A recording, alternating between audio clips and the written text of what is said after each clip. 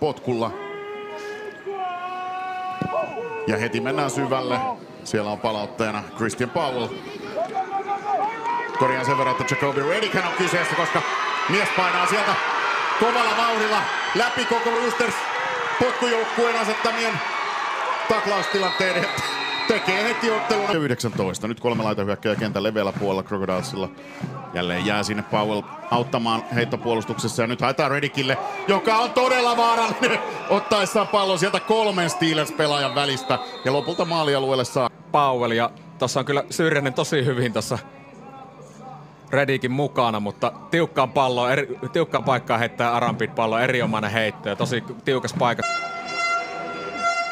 Uudet yritykset jälleen Crocodilesissa ja jälleen mennään tuolla lyhyellä heittopelillä ja Redickille palloa ja Redick hän on tällainen taskuraketti ja nyt sitten Redick joutuu vaihtamaan puolta ja juoksee varmasti jo 60 jardia, löytää väylä ja meneekö myöskin maalialueelle asti? Kyllä taitaa mennä ja juuri sitä vielä samanlaisen kaverin 15 jardin rangaistuksen ja tuossa tilanteessa myös näkyy sen Kellyn tilanne. Ja katsotaan, josko Royals joutuu sinne jonkun backupin laittamaan, että kuka sitten sinne siirtyy. Miehet on tällä puolella, eli se on tässä. Nyt kun aputuomari katsoo tuonne oikealle, mitä siellä tapahtuu, tuosta kääntää katse. Nyt siellä on kyllä linjapelaaja varsin syvällä, mutta tätä ei tuomarista liputa. Jacob Redick vie pallon suoraan maaliin asti ja nyt ensimmäistä kertaa. Kohteitakin. Kolmas päältä 20 jardia. Arambide kohti Redickia. Redick ottaa pallon kiinni. Ja touchdown Jacoby Redick. Ensimmäinen Crocodiles TD tähän otteluun. Arambiden 12 heitä.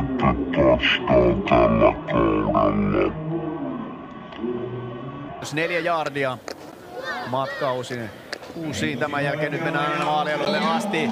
Ja kyllä sinne saa Redick pidettyä. 14 jardia. Arambid rullaa oikealle, heittää pallon. Sieltä löytyy Jacoby Redick, joka ottaa maalin. Kyllä, siellä on Werneri Rainiolla komea blokki ja Jacoby Redick. Se tietysti omalta osaltaan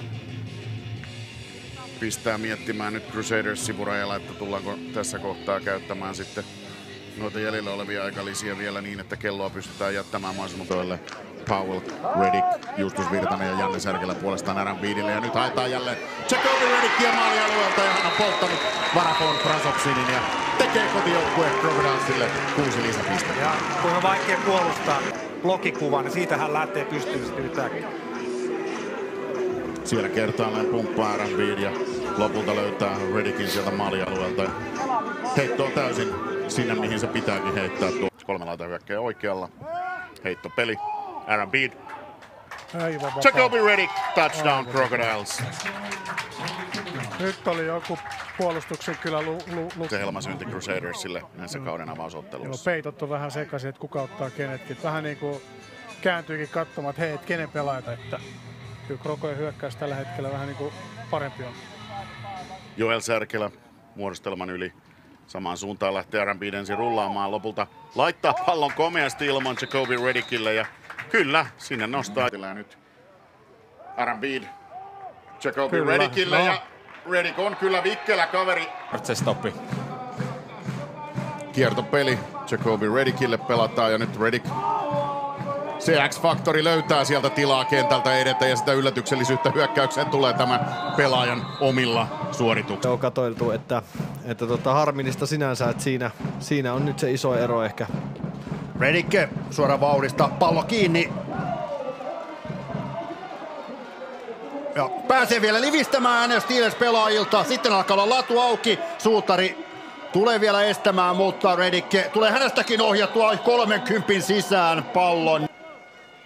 Hienosti näkyy, että mies on monta kiinni, mutta jalat ei vaan lopeta tuota tikkaamista. Että uskomattoman hieno juoksu.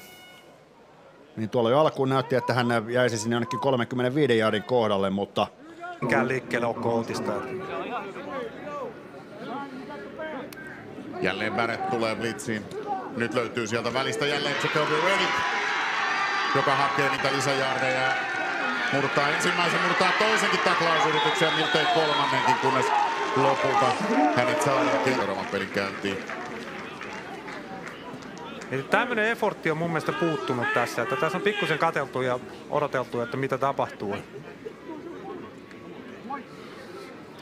Ja kyllähän nyt kello käy, että kyllä tässä pitäisi niinku...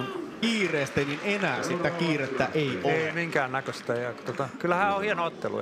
Kyllä, ehdottomasti. Ja Jacobi Reddick lisää urotekoja myöskin häneltä. Muistetaan pari viikon takaa Roostersia Kaunien äärellä. Kyllä. Jos tästä ei pystytä jatkamaan, niin on kyllä voitto vääntäminen erittäin tiukassa. Heittopeli. Arambide laittaa Reddickille. Reddick irtoaa taklausyrityksestä. Ja sen paikkaa ja aika rohkeakin heitto, mutta sieltä vaan lisäjaarreja taikoa. Niin tässä Lippe ja Syrjäsen pelaa täällä heittopeli. Arambide. Keskeltä löytyy Reddick. Miehen suosikki kohde tänään. Ja Reddick tulee hienosti vielä kiinnioton jälkeen jaardeja ja ottaa pallon kiinni tuossa noin 45 yardin linjalla ja päätyy lopulta lähes vastaavaan ja vielä hieman pidemmällekin eli 43 yardin linjalle. Crocodiles tulee nopeasti nyt hyökkäykseen. Toivottavasti jalkavamma, jos on ollut, niin miksei se nyt ketä tahansa haittaa. Kyllä, varsinkin tuommoista pelaajaa, joka elää siitä vikkelyydestä ja nopeudesta. Ja erittäin hienoa downfield-blokkia tuolla Janne Särkelältä tuolla. Christian Paul näyttää siinä yhden blokkauksen. Särkelällä on oma blokki siellä. Tuo hyppäys